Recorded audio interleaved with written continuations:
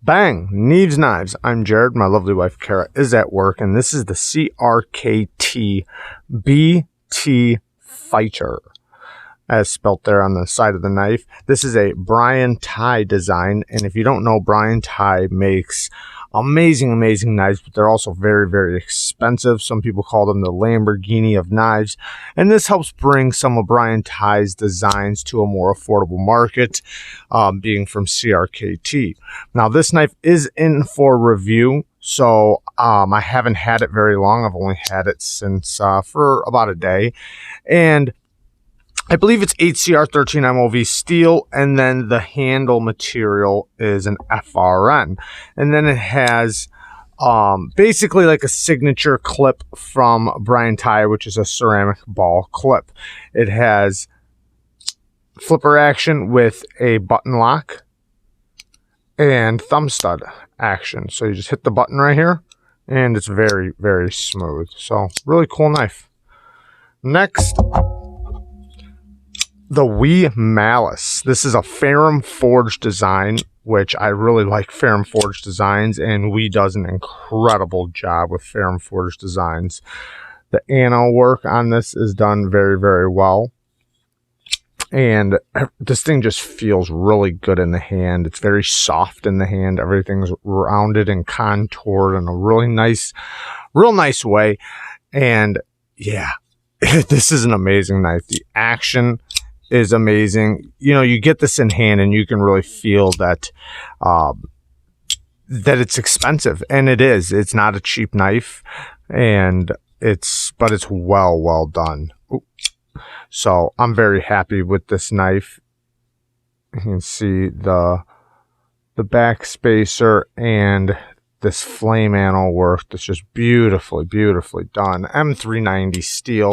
It is a flat ground blade, drop point flat ground blade with a nice choil there for you to choke up, which also aids to the sharpening. Satin blade that does get fingerprinty a little bit, but the action and the sound that it has, incredible sound.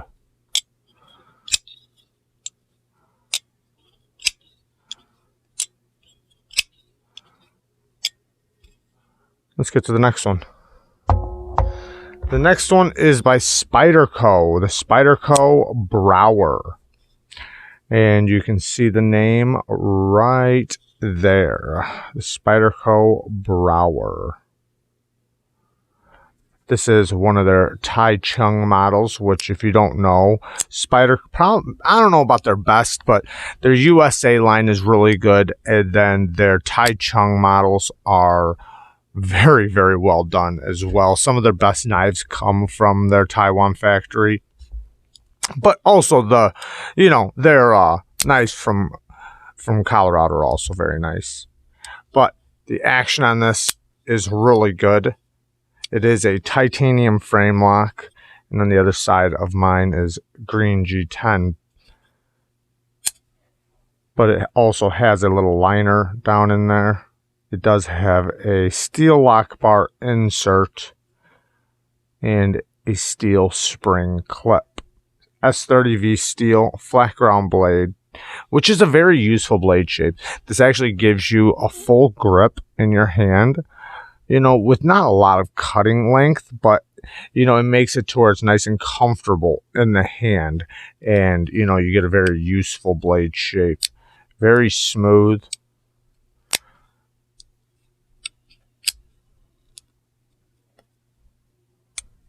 And even though it doesn't give you a lot of room for the reverse flick, it's still very easy.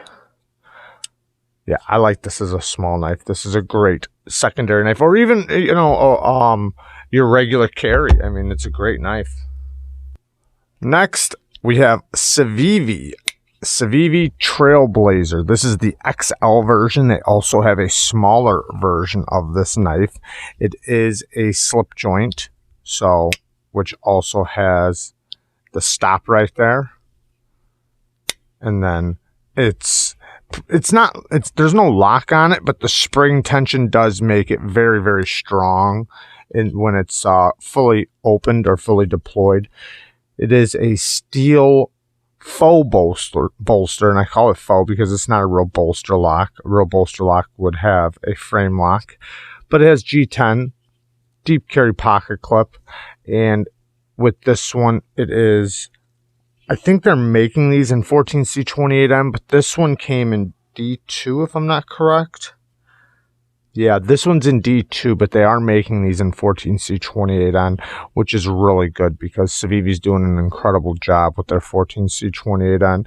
Great ergos, nice and slim, very slim, beautifully well done drop point hollow ground blade that's extremely slicey. The pull strength on this thing is pretty strong, but it does break in after you open and close it a bunch. So mine is well on its way. Next, the KANSEPT KRYO.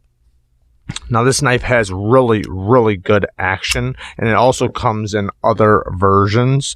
I believe they have a smaller one, but not only that, they also have other micarta and different materials available. This one's in D2 coated steel, and you can see it's got a little bit of love marks on it, and brown micarta, which in this case, this one is more of a burlap micarta. But like I said, they have other options available. Very smooth action. Deep carry clip that works very well. I wish they would have used flat screws, but it does still work very well.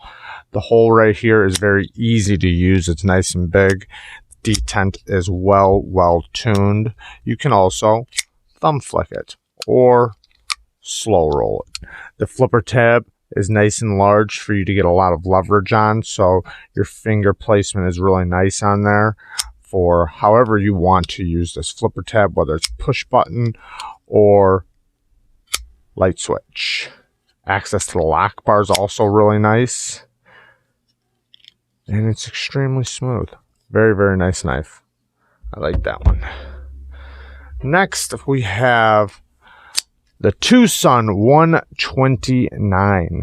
Now, this is an incredible value of a knife. This one's in M390. I think they also came in 14C28N, but M390 titanium and beautiful carbon fiber that is contoured. Oh, so good. It's very comfortable in the hand. You do have jimping back here from the front flipper to really lock you in between this grip and this grip.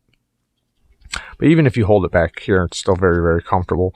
Easy access to the lock bar. Extremely smooth. The finger hole deployment is kind of keyhole shaped or skull shaped, but it's so easy to use. The detent is so well tuned, whether you're thumb flicking or reverse flicking, both are just as easy. And the front flipper is also extremely easy to use. The clip on this is a titanium milled clip, which also works extremely well. I mean, everything on this knife is done very well. You can see all the mill lines, and this is just a really good value. The Twosun TS129, you can get them for around $100. Now, I say around $100 because, you know, sometimes they're $130. Sometimes they're, you know, a little bit more. Sometimes they're a little bit less. Depends on if you bid on them on eBay or if you buy them outright. If you buy them outright, you're most likely going to pay around $130, but that is an extremely good value. If you bid on them on eBay, though, you know, you might be able to get them for a better price. Next, we have the KANSEPT Mujer. Right there is the name. You can see it's spelt. The KANSEPT Mujer. And this is a Dirk Pinkerton design, M-U-J-I-R. This is a reverse bolster lock because instead of the carbon fiber being down here and it having a titanium bolster, it's reversed. It's titanium down here and the marbled rose pattern carbon fiber, I would just call it marbled carbon fiber, covers up as an over travel stop for the lock bar, which is also very easy to get and very smooth. This thing is incredibly smooth. The front flipping action is very easy. It has a little bit of a kind of a Persian blade shape Beautiful stone washing. S35 VN blade steel. Titanium milled clip that works very well. And yeah, just a very, very good knife. Not a big knife. It is in the medium size category. The jimping is extremely well done, and it lands right where my finger lands, which I really like to see because a lot of knife companies get that wrong. So really, really nice. And it cuts very well too. Extremely smooth. The only deployment option though is the front flipper, but it works very, very well. These come in different options as well. So you can get the plain titanium with the carbon fiber, and then they also even have a Timascus version. And they are selling Timascus versions for a very good price. Next, the Kaiser Swayback. So this is the Kaiser Swags Swayback. The Swayback is a button lock flipper and a thumb stud opening, which has a nice strong detent for a button lock. You don't really see this strong of a detent on a lot of flippers, which is really nice. The Swags part, Swags is a female in the knife community that designed this knife. She also designed the CJRB Maileah, but it's called the Kaiser Swayback. This one is in purple G10. Nice steel spring clip. And you can actually see her little signature right there. Swags. The button works very, very well, though. It's extremely smooth. And the thumb stud deployment, you can see how fast it rockets out. Even if I use the reverse flick or the flipper. And you can really see it how it really pops in there. And you can hit the button and swing it out if that's your thing. Nice Warncliffe blade in N690 steel that's extremely useful. The way this shape goes, it really contours to your hand. Like if you just grab it, it feels a little funny, but in use, when you're using it for the way it's supposed to be used, like a utility cutter, you really feel it groove into your hand just right for those utility cuts. Next, the Kubi Vagrant. This one is in a titanium frame lock, titanium milled clip and backspacer. Nice blue anno work with an AUS 10 blade steel. Flat ground blade, sheep's foot blade shape, and it's not a large knife at all. More in the medium category, but I can just get a full grip. Now, if it was any smaller, it would be a 3-finger knife for me. But I got this little tiny part right there to really wrap my pinky around. So this makes it to where you pretty much have a full-size knife without it being a large knife. It's only around a 3-inch blade length. So being only a 3-inch blade length, it's more in the smaller category of knives. The action is really good on it. The detent is well tuned. I can even thumb flick, which a lot of times with these shape holes, they're not that easy to thumb flick. They're very easy to reverse flick with your middle finger, but not usually with the thumb flick. But that is the only way to open it, though, is from this hole, which a lot of people do like. The flat ground blade does cut very well, and the titanium feels really good in the hand with all the chamfers around the edges. It's very, very nice. And it looks good too. And this is a great value for right around, I think it was like $87. So that's a great value for titanium frame lock with this type of fit and finish and action, and just everything's well done. And then also AUS 10. AUS 10 is a good steel. In my opinion, it's very similar to like a 154 CM or a VG10.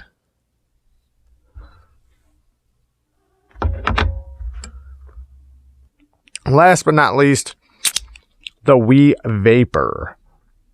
Now, this is a pretty expensive knife for, for how, I'm not going to say how small it is because it's extremely, extremely well done.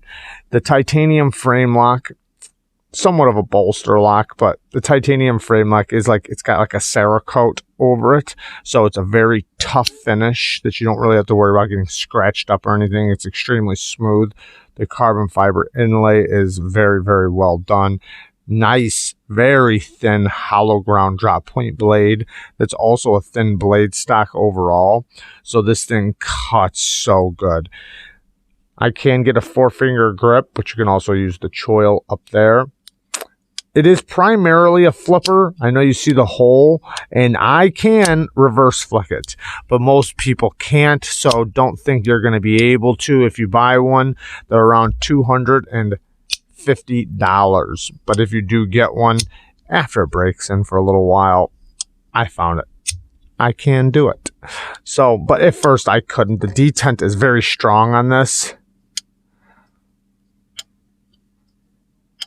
I mean, very strong, but the flipping action, it's hard to fail because it's more of the tight feeling, instead of like a drop shutty knife. It's not that kind of knife, but you give it a little slap, you can still shut it. Titanium clip that works very well in and out of the pocket. Carbon fiber cross cut or side cut carbon fiber backspacer that's all jimped out. It has lots of really good jimping on it. Very well done knife. Extremely, extremely well done. And I know $250 sounds like a lot of money. S35 blade steel, titanium carbon fiber, and it's extremely well done with the Cerakote. The inlay is extremely smooth. Even though it does bubble out a little bit, there's no edges really. I mean, there is edges because it bubbles out, but it's just extremely smooth. That's what I'm trying to say. So, the Wee Vapor. And there you guys go. I love you guys. Thanks for watching. Peace.